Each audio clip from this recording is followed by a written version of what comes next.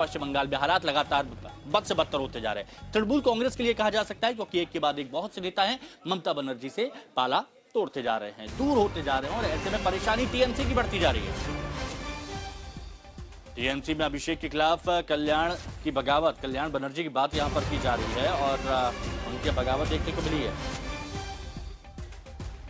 TMC में अभिषेक के खिलाफ कल्याण बनर्जी की बगावत और उनका बहुत स्पष्ट कहना है कि आप देख लीजिए कि कौन आपका खास है, कौन आपका विरोधी है।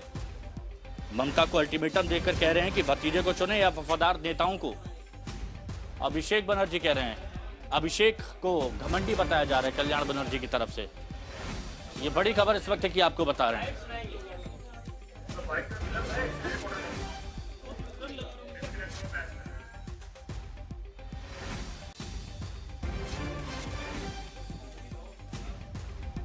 रुक करते हमारे सहयोगी इंद्रजीत कुंडू इस वक्त हमारे साथ में जुड़े हुए हैं। इंद्रजीत बताइए, जो बगावत थी वो तो बढ़ती जा रही है, लेकिन अब ये कहा जा रहा है ममता बनर्जी से कि ये देखिए अभिषेक घमंडी हो गए, किसको चुनना चाहती हैं आप सुन लीजिए। बिल्कुल सीधा सीधा अल्टीमेटम कल्याण बनर्जी ने दे दिया है। यह आपको याद रखना पड़ेगा, कल्याण बनर्जी को कुछ दिन पहले ही लोकसभा में चीफ विप बनाया गया था, ममता बनर्जी ने बनाया है। और वही कारण है कि पार्टी में बगावत होता हुआ दिख रहा है, क्योंकि काकोली घोष दस्तीदार को हटा के कल्याण बनर्जी को चीफ विप बनाया गया। इसीलिए काकोली घोष दस्तीदार बागी हो गई और उन्होंने रेबल कैंप में वहां पे अब वो चली गई हैं और वहां पे 20 सांसद इस वक्त है। लेकिन अब कल्याण बनर्जी ममता बनर्जी के साथ है, वो ये कह रही हैं कि अब ममता बनर्जी को ये चुनना पड़ेगा कि क्या वो अपना पार्टी बचाना चाहती है या अपना परिवार।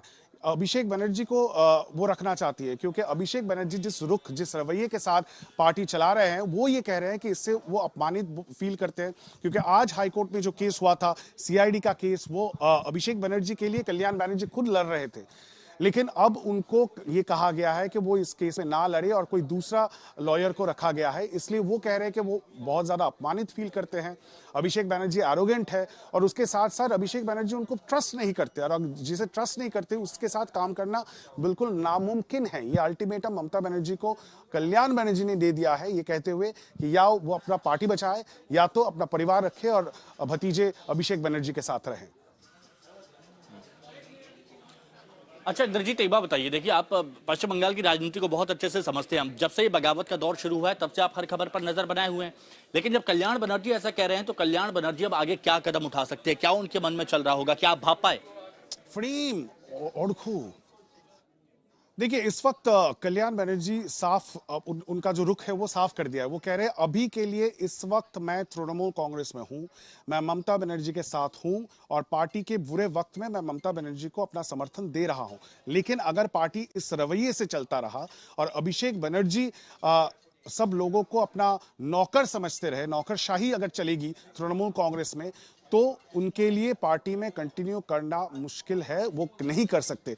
और यही कारण है कि उन्होंने ये अल्टीमेटम, ये चेतावनी ममता बनर्जी पार्टी सुप्रीमो को दे दिया है। दे दी है और आगे बहुत कुछ अभी होगा।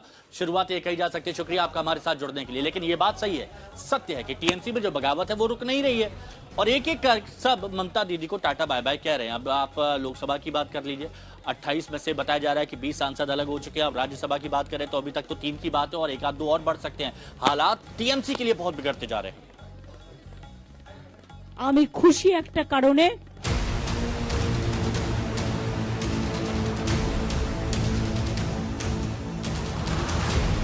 क्या ममता बनर्जी के हाथ से टीएमसी निकल चुकी है? क्या टीएमसी में सिर्फ ममता और उनके भतीजे अभिषेक बनर्जी ही बचेंगे? क्या बंगाल चुनाव हारने के बाद टीएमसी का भी वही होगा जो महाराष्ट्र में एनसीपी और शिवसेना का हुआ है? पश्चिम बंगाल की सियासत की मुख्य विपक्षी पार्टी टीएमसी में भूचाल मचा है। हर गुजरते दिन के साथ सांसद विधायक पाला बदल रहे हैं, गुटबाजी कर रहे हैं। जो कभी आज्ञाकारी भरोसेमंद थे, अब वो बगावत पर उतर आए हैं।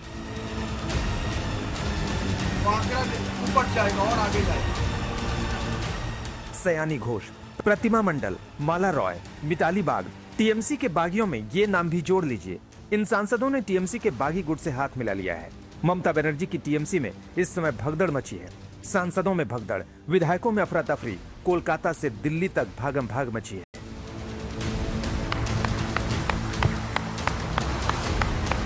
बुधवार को जब बीजेपी एनडीए के नेता मोदी के 12 साल का जश्न मना रहे थे, तो उसी दौरान ममता बनर्जी के 4 सांसद बीजेपी नेताओं से मिल रहे थे। जादवपुर की सांसद सयानी घोष, जयनगर की प्रतिमा मंडल, कोलकाता दक्षिण की माला रॉय और आरामबाग की सांसद मिताली बाग बागी खेमे में शामिल हो गई हैं।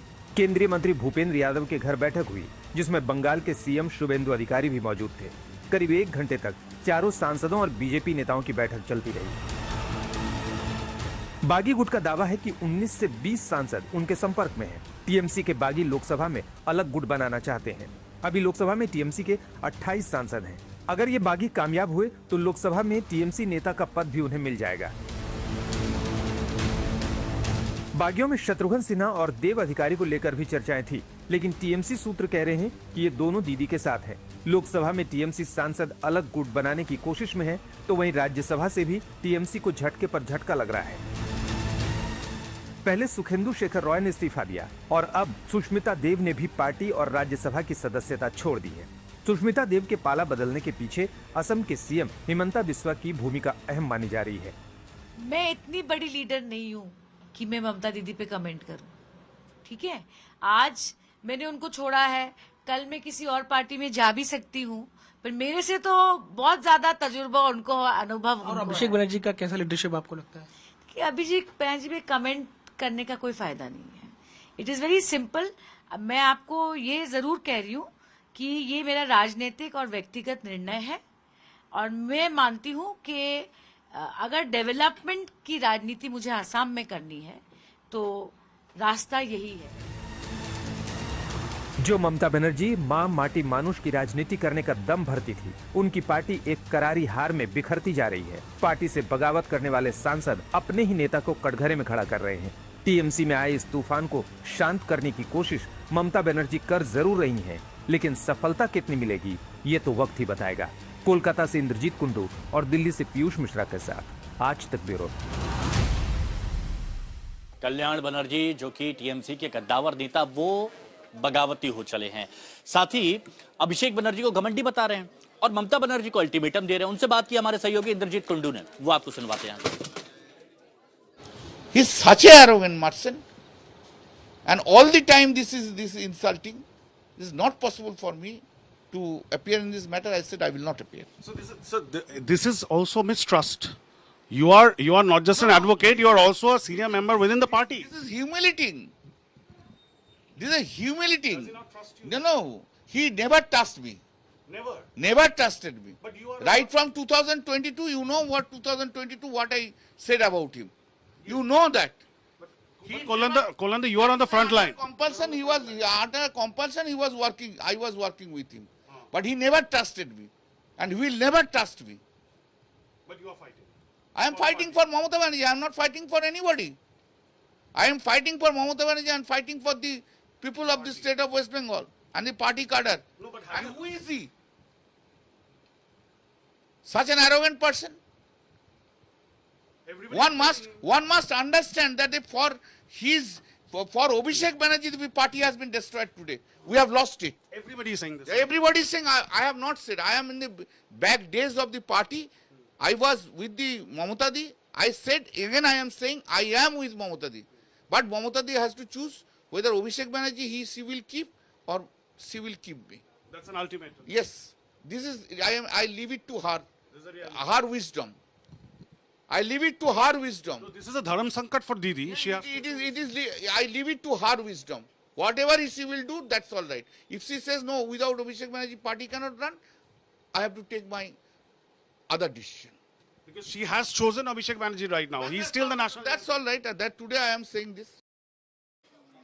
हमारे सहयोगी अमित भारद्वाज, उन्होंने बात की कीर्ति आजाद से, जो इन सभी बागियों को भगोड़ा कह रहे हैं। वो कह रहे हैं जब तक पार्टी में थी तब तक तो सब बढ़िया था, बिंदास था, लेकिन अब इनको भ्रष्टाचार याद आ रहा है। अब एक लिस्ट आई है, 19 लोगों का नाम है और शत्रुघ्न सिन्हा जैसे नाम भी उसमें शामिल हैं। आरोप तो नहीं लगाए। आरोप कैसे? कौन से आरोप? रेबल। आप ये तो रेबल कहां से हो गए? भगौड़े हैं। रेबल कहां से हो गए? ये तो भगौड़े हैं। रेबल तो वो होते कि सब एक साथ मिलकर के लड़े थे और उसके बाद ये बगावत कर गए। ये तो हमारे सिंबल पे लड़े थे। तो रिबेल कहां से हो गए? ये तो भगौड़े हैं। हमारे सिंपल पर लड़े तो ये आरोप लगाए हैं, जो सच्चाई है उसको रखा है। आरोप क्या होते हैं? आरोप तो होते हैं जिनको सिद्ध करना होता है। इसमें क्या सिद्ध करना? क्या सिद्ध करना? जिस सिंबल पर तुम लड़े, तुम रहे, चुनाव के 30 दिन नहीं हुए और तुम्हें भ्रष्टाचार देखने लग गया। अगर भ्रष्टाचार तुम्हारी कॉन्स्टिट्यूंसी में हो रहा था तो तुमने रोका। और भ्रष्टाचार वाली बात थी तो काकोली दस्तेदार जो बात कर रही है भ्रष्टाचार की, वो तो 5 लाख रुपए खुद कैमरा पे लेती ही पकड़ी गई। और भ्रष्टाचार छोड़कर, तथाकथित भ्रष्टाचार को छोड़कर तुम साफ बीजेपी में जा रहे हो, क्लीन बीजेपी। जिस बीजेपी में शुभेंदु अधिकारी तुम्हारा चीफ बना हुआ है, वो धार का सिंदूर जो अमित शाह ने बीजेपी के मांग में भरा है, वो भी तो 5 लाख रुपए लेता पकड़ा गया। आपके आज तक में दिखाया था भाई, सुबह से शाम तक दिखा रहे थे, सीबीआई लगा दी।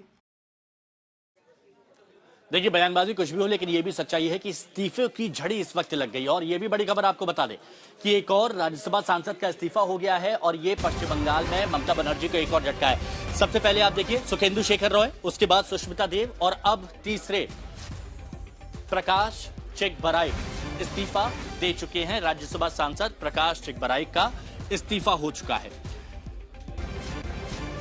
आज प्रकाश चिकबराइक के इस्तीफे के बाद टीएमसी के राज्यसभा में अब सिर्फ 10 सांसद रह जाएंगे और ये 10 सांसद भी कब तक रहेंगे, ये सवाल बना हुआ है, क्योंकि हर दिन एक विकेट गिरता जा रहा है। टीएमसी को tata bye bye. Mamata Banerjee से दूरी बनाते हुए राज्यसभा सांसद नजर आ रहे हैं। 28 लोकसभा में थे, वहां 20 का दावा किया जा रहा है जो बागी हो चुके हैं और अब 13 राज्यसभा सांसदों में से 3 राज्यसभा सांसद ममता बनर्जी को अलविदा कह चुके हैं। अब ये तस्वीरें आप देखिए, सुखेंदु शेखर रॉय 8 जून को इस्तीफा देते हैं। उसके बाद नंबर आता है सुष्मिता देव का, कल ही इस्तीफा दिया, फिर हिमंता बिस्व शर्मा से मुलाकात करने जाती हैं और फिर आज प्रकाश चिकबराइक वो आज इस्तीफा देते हैं। हो सकता है कि आज ये 3 तस्वीरें देख रहे हैं, ये भी हो सकता है कि कल जब आप देखें तो आप 4 या 5 तस्वीरें देखें, कुछ चेहरे और जुड़ जाएं, कुछ तस्वीरें और जुड़ जाएं, कुछ नाम और शामिल हो जाएं। और प्रकाश चिकबराइक जिन्होंने आज टीएमसी को अलविदा कह दिया, उनकी तरफ से क्या कहा गया, इसके पीछे की वजह क्या बताई गई, वो सुनिए जरा। इस वक्त हमारे साथ बातचीत करने के लिए हैं प्रकाश चिकबराइक। आपको बता दें कि उन्होंने तृणमूल कांग्रेस के राज्यसभा के एमपी के तौर पर जो इस्तीफा दे दिया है। प्रकाश जी, आज आपके जीवन में बहुत बड़ा दिन है, आपने तृणमूल कांग्रेस छोड़ दिया, काफी लंबे समय से आप टीएमसी के साथ थे, क्या कारण रहा, क्या मन में क्या बात आई कि आपने इस्तीफा दिया? देखिए, असेंबली इलेक्शन का रिजल्ट आया, ये हम लोग के पक्ष में नहीं आया। साथ ही इस मैंडेट को देखते हुए मैं भी अपना पद से इस्तीफा दिया, क्योंकि मेरा भी कंस्टिट्यूंसी में उस तरह रिजल्ट नहीं हुआ। अभी गणतांत्रिक देश का गणतंत्र जिसको चाहती है वो उसको एक्सेप्ट करना जरूरी है। प्रकाश जी, कैसा काम आपको लग रहा है अभी जब से बीजेपी सरकार आई है, वो कैसा काम कर रही है बंगाल में? अच्छा कर रहा है, क्योंकि केंद्र और राज्य दोनों को मिलकर काम करना चाहिए। अच्छा काम कर रहा है। आपको लग रहा है कि अब तक केंद्र की तरफ से वो समर्थन जो जरूरत थी वो नहीं हो पाया? असुविधा तो था अभी, लेकिन असुविधा नहीं है। अभी कोलिब्रेशन हम लोग को स्टेट एवं केंद्र दोनों को मिलकर काम करना है, डेवलपमेंट का काम करना है। देखिए, मैं जो इलाका से बिलोंग करता हूँ एकदम बॉर्डर इलाका है, शाम लगवा इलाका है, नियरेस्ट भूटान इलाका है। वहाँ पे जिस तरह का काम शुरू हुआ, अगर वहाँ एम्स हो, वहाँ मेडिकल कॉलेज हो, जो प्रस्ताव आ रहा है, हासीमारा में एयरपोर्ट हो, जो प्रस्ताव आ रहा है, रोड से लेके जो 100 दिन का काम, पीएचसी का काम, ये सब ऑलरेडी ग्राम पंचायत इलाका से काम शुरू हो गया। तो ये तो सिलसिला चला आ रहा है, लेकिन अब इस पर बयानबाजी भी आ रही है। कांग्रेस के अधीर रंजन चौधरी का भी बयान सामने आ गया और शिवसेना यूबीटी के नेताओं का भी बयान सामने आया। अरविंद सावंत की बात की जा रही है। अरे ये सारे जो नाम आप जिक्र रहे हैं तो पहले से ही जहां अफसर मिलते हैं वहां दौड़ते हैं। किसी एक बड़े कांग्रेस नेता की बेटी होने के चलते हर जगह जान पहचान तो थी और बस उसको इस्तेमाल करते हुए कभी कांग्रेस पार्टी की एमपी, कांग्रेस पार्टी के महिला प्रधान, राष्ट्रीय महिला प्रधान, कभी टीएमसी, अभी टीएमसी से बीजेपी। तो ये अफसरवादियों के बारे में क्या कहें, मैं कहीं भी जा सकते। सभी समदुखी है, शिवसेना भी समदुखी है, वही तो किया ना, जो शिवसेना के साथ किया वही टीएमसी के साथ कर रहे हैं। तो जो पैटर्न उन्होंने महाराष्ट्र में किया वही पैटर्न वहां है। नई बात कौन सी? उनका धंधा ही यही है भैया, बीजेपी का ये धंधा है, बस कुछ भी करो सत्ता पे बैठना है। एथिक्स नाम की जो बात होती है ना, कहीं नहीं है एकदम। अब देखिए, लोगों के मन में ये सवाल चल रहा है कि आखिर वजह क्या है जो बारी बारी सब बिछड़ते जा रहे हैं। पार्षद हो, विधायक हो, सांसद हो, राज्यसभा सांसद हो, सब जा रहे हैं। संगठन में कमजोरी या कोई और वजह, भ्रष्टाचार, जैसा कि अब आरोप लग रहे हैं। तो ये सवाल पूछा जा रहा है कि बगावत के पीछे की वजह है क्या।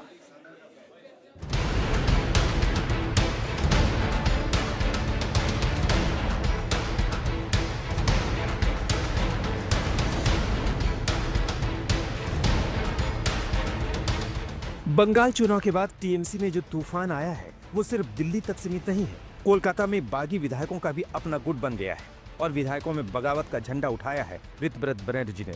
सबसे पहले ऋतव्रत ने ही टीएमसी में रहते हुए ममता और अभिषेक बनर्जी के खिलाफ बगावत का बिगुल फूंका और फिर देखते ही देखते दिल्ली तक बात पहुंच गई। लेकिन सवाल ये है कि अचानक से ऐसा क्या हुआ कि टीएमसी के विधायक और सांसद बगावत करने लगे। क्या बंगाल में टीएमसी हारी इसलिए ये भगदड़ मची है या फिर वजह कुछ और है? 2 साल में क्या ऐसा बदल गया कि आपको लगा कि पार्टी से अलग होना चाहिए, एक अलग गुट बनाना चाहिए? देखिए, 2 साल नहीं, काकोली घोष दस्तीदार 40 साल से है, मैं 17 साल से हूँ। जो लोग अभी इस बार पहली बार जीत कर आए हैं 1 साल के लिए, 2 साल के लिए, उसके लिए 1-2 साल होगा।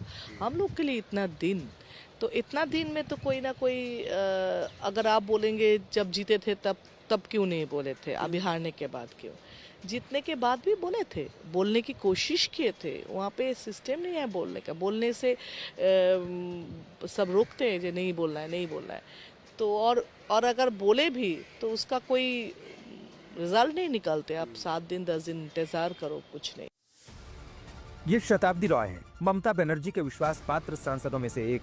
शताब्दी कहती हैं कि बगावत का ये बम एक दिन में नहीं बना। पार्टी के अंदर असंतोष तो बहुत पहले से था, उसकी अभिव्यक्ति अब हुई है। मतलब टीएमसी में बगावत का बारूद एक दिन में इकट्ठा नहीं हुआ। बागी नेताओं का आरोप है कि पार्टी नेतृत्व जमीनी कार्यकर्ताओं और नेताओं से कट गया है। भ्रष्टाचार और संगठनात्मक समस्याओं से जुड़ी शिकायतों पर ध्यान नहीं दिया गया। ममता बनर्जी की सादगीपूर्ण राजनीति दिखावा है। पार्टी के अंदर बोलने नहीं दिया जाता था।